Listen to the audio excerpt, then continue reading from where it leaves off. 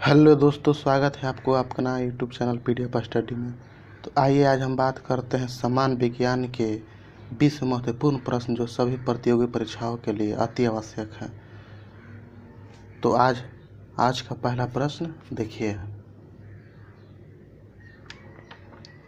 निम्नलिखित में से कौन सा एक सुमेलित नहीं है?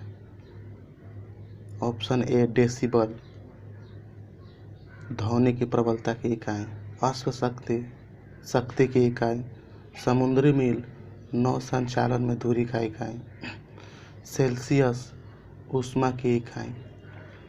तो आप लोग भी इसका आंसर गेस कीजिएगा और कमेंट बॉक्स में ज़रूर बताइएगा कि आप लोग का कितना सही हुआ। तो चलिए देखते हैं। सबसे पहले यहाँ पर इसको अंडरलाइन कीजिएगा कि सुमेलित नहीं है। तो देखते हैं, डेसिबल ध्वनि की प्रबलता की इकाई, तो ये सही है। अश्व शक्ति की इकाई, ये भी सही है। समुद्री मील नौ संचालन में दूरी की इकाई, ये भी सही है। सेल्सियस ऊष्मा की इकाई, तो ये गलत है।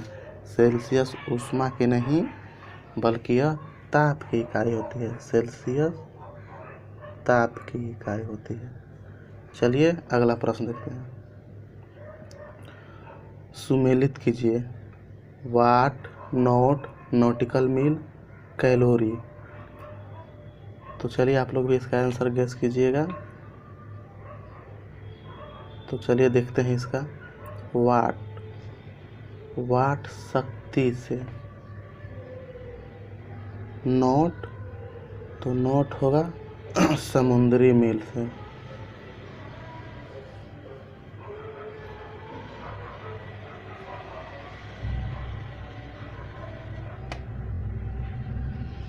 तो नॉट समुद्री जहाज की गति से। इसका सही आंसर नॉट समुद्री जहाज की गति से। और नॉटिकल मील नौ संचालन से।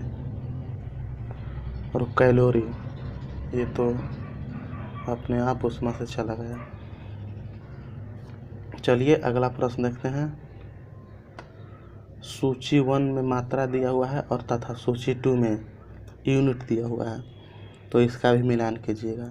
तो पहला है उच्च वेग, बी तरंग दैर्घ्य, सी दाब और डी ऊर्जा।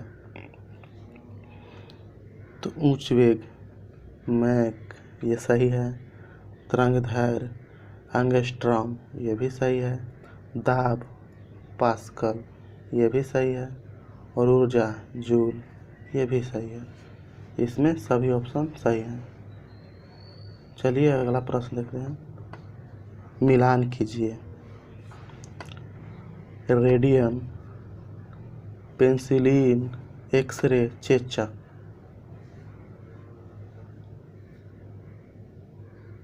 तो देखते हैं, रेडियम की खोज मैडम क्यूरी ने और पेंसिलिन को एलेक्जेंडर ने। और पेंसिलिन को हूँ, यह पहली एंटीबायोटिक दवा है। पेंसिलिन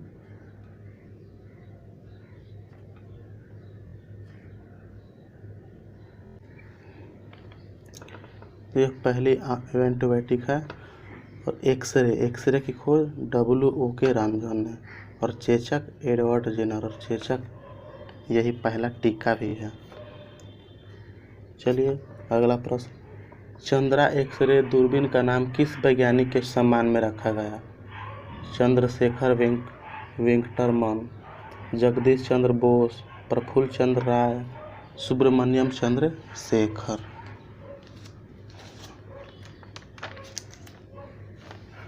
चलिए तो इसका सही answer option D, Subramanyam Chandrasekhar के नाम पर चंद्रशेखर एक्सरे दूरबीन का नाम रखा गया। चलिए अगला प्रश्न। रडार में उपयोग आता है प्रकाश तरंग द्वारा वस्तुओं को पता लगाने में, ध्वनि तरंग को परिवर्तित कर वस्तुओं को पता लगाने में, रेडियो तरंगों द्वारा वस्तुओं की स्थिति ज्ञात करने में। ऑप्शन डी, वर्षा कराने वाले बादलों को पीछा करने में।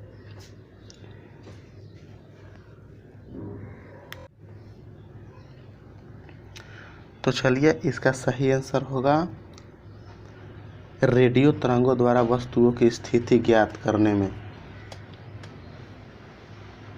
यानी रेडियो उपयोग में आता है रेडियो तरंगों की द्वारा वस्तुओं की स्थिति ज्ञात करने में। रडार का फुल फॉर्म देखिए, रेडियो डिटेक्शन एंड रेंजिंग, और इससे भी पता चल जाता है रेडियो तरंग द्वारा वस्तुओं की स्थिति ज्ञात करने में। चलिए अगला प्रश्न, भौतिक की किस शाखा में अति सूक्ष्म कणों की चाल का अध्ययन किया जाता है। यहाँ पर ध्यान दीजिएगा, अति सूक्ष्म कणों की, option A field theory, option B particle physics, option C quantum mechanics और ऑप्शन डी परमाणुवीय भौतिक। तो पार्टिकल फिजिक्स में सूक्ष्म कणों की बात होती है। यहाँ पर पार्टिकल जो फिजिक्स है इसमें सूक्ष्म कणों की बात होती है। और परमाणुवीय भौतिक में मुख्य रूप से नाभिकीय संलयन, विखंडन, ये सब का बात होती है परमाणुवीय भौतिक में। तो इसका सही आंसर हो जाएगा ऑप्शन सी क्वांटम मैकेनिज्म। चलिए अगला प्रश्न देखते हैं, सुमेलित कीजिए क्विसेक, बाइट, रिक्टर, बार। तो देखते हैं क्विसेक प्रवाह की दर को, बाइट कंप्यूटर की इकाई को बाइट कहते हैं, और रिएक्टर ये भूकंप की तीव्रता को, तब तो ये बच गया बार, दाब को। चलिए अगला प्रश्न, वनस्पति विज्ञान का जनक किसे माना जाता है। लैमार्क, थियोफ्रेस्टस, ट्रेबिन्स और अरस्तु। तो लैमार्क और ट्रेबिरेनस ने बायोलॉजी शब्द का संकल्पना किया था। ये लैमार्क और थियोफ्रेस्टस नहीं, ट्रेबिरेनस, लैमार्क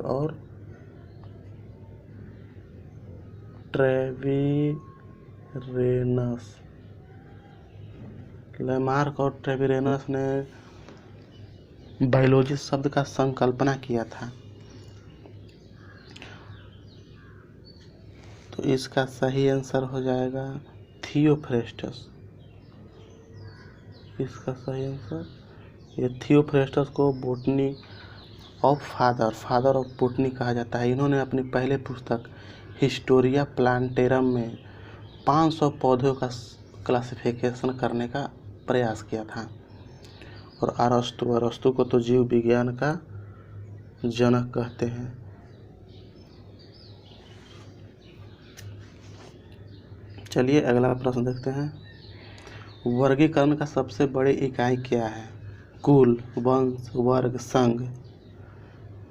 तो यहाँ देखते हैं कि वर्गीकरण का सबसे बड़ी इकाई क्या है। तो जाइए जानते हैं।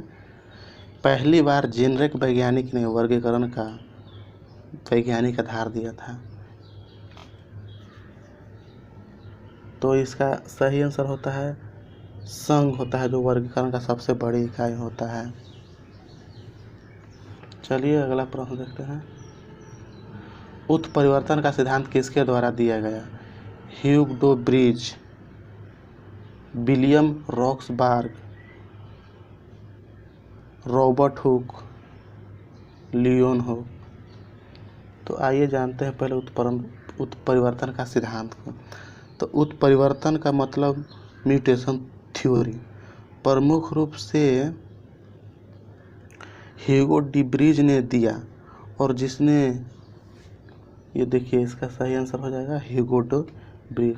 और इन्हीं ने पहली बार यह बात सामने रखी थी कि वास्तव में यह संभावना होती है कि किसी भी जाति या कुछ लोग में या कुछ जीव में परिवर्तन एकाएक हो सकती है। परिवर्तन लाखों करोड़ों वर्ष का परिणाम नहीं है, परिवर्तन एकाएक होता है।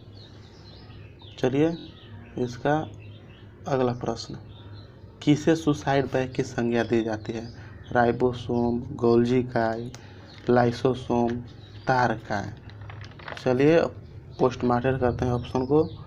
राइबोसोम, राइबोसोम को प्रोटीन का फैक्ट्री कहते हैं। राइबोसोम को प्रोटीन का फैक्ट्री कहते हैं। और गोल्जी इकाई, गोल्जी इकाई कोशिका का स्रावी अंग है। ये गोल्जी इकाई कोशिका का स्रावी अंग है।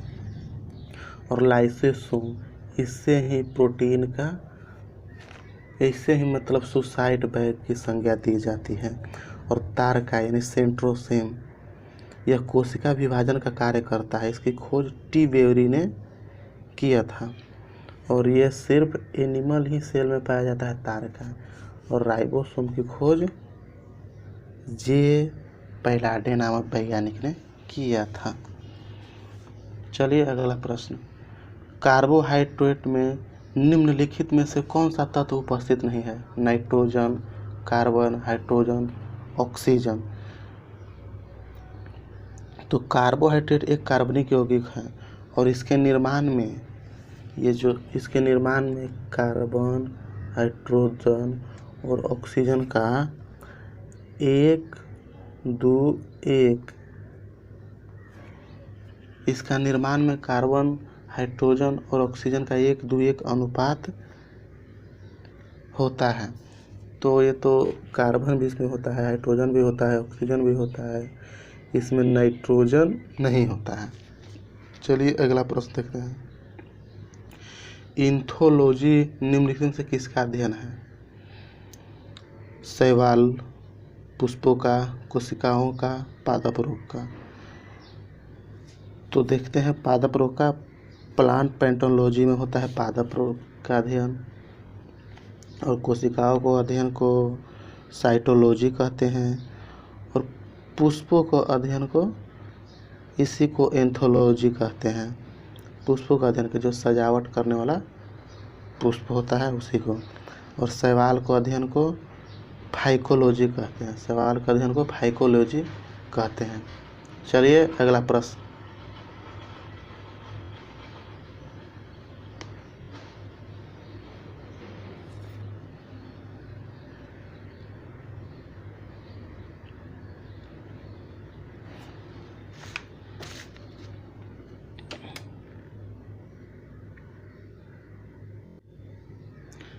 बरगद के शाखा से जुड़ी जड़ें किस प्रकार की जड़ें होती है? अवस्थमूल, स्तंभमूल, श्वसनमूल, शुष्कांगमूल। तो बरगद का पेड़ तो देखे होंगे, बहुत ही विशाल रहता है। उसका शाखा से जड़ें निकलकर जमीन में आ जाती है और बहुत ही मोटा रूप ले लेता है। तो इसका आंसर होता है अवस्थमूल। चलिए अगला प्रश्न। एटम में न्यूट्रॉन की खोज किसने की थी? तो जे थॉमसन ने तो इलेक्ट्रॉन की खोज की थी। और चैडविक ने न्यूट्रॉन की खोज किया। और रदरफोर्ड प्रोटॉन की खोज। और न्यूटन को तो आप लोग भली भांति जानते होंगे। इन्हें गति विषयक नियम कहते हैं। गुरुत्वाकर्षण का नियम इन्हीं ने दिया, प्रकाश का नियम इन्हीं ने दिया। और इन्हीं को एंशिएंट फिजिक्स का पितामह भी कहते हैं। तो इसका सही आंसर है, एटम में न्यूट्रॉन की खोज किसने किया? तो इसका सही आंसर चैडविक होगा। और न्यूट्रॉन एक आवेश रहित कण है, इसे भी नोट कीजिएगा। चलिए अगला प्रश्न। रेडियो एक्टिविटी मापी जाती है हाइड्रोमीटर, गाइगर, सिस्मोमीटर से, अमीटर से। तो हाइड्रोमीटर से तो जल का घनत्व मापते हैं। और गाइगर काउंटर, इसमें काउंटर भी होगा, गाइगर काउंटर से रेडियो एक्टिविटी मापी जाती है। और सिस्मोमीटर से तो ये भूकंप, इससे भूकंप मापी जाती है। और अमीटर से विद्युत धारा, अमीटर से विद्युत धारा मापी जाती है। और रेडियो एक्टिविटी की खोज मैडम क्यूरी ने की थी।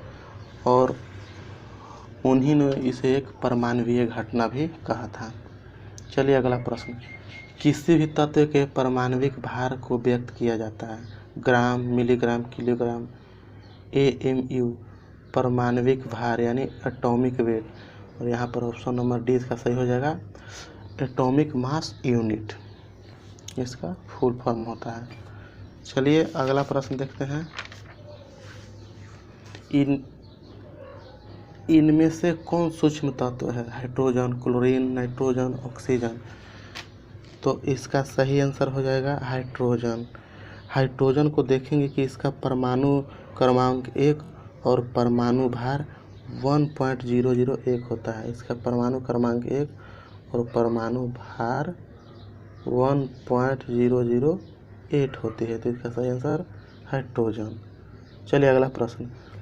निम्नलिखित में से कौन विभाज्य नहीं है? परमाणु, अणु, मिश्रण, कोई नहीं। तो परमाणु को देखते हैं। तो परमाणु का संकल्पना जब डाल्टन द्वारा किया गया था तब इसको अविभाज्य माना गया था, लेकिन बाद में इसे मूल कणों में इलेक्ट्रॉन, प्रोटॉन और न्यूट्रॉन में इसको तोड़ा गया, मतलब यह विभाज्य है। और अणु निश्चित प्रकार के परमाणुओं से मिलकर बना होता है। तो अणु भी हो गया विभाज्य हो गया, परमाणु भी विभाज्य हो गया। और मिश्रण तो 2 या 2 से अधिक तत्व या यौगिक का अनिश्चित अनुपात को मिलने से मिश्रण का निर्माण होता है। तो ये भी विभाज्य हो गया।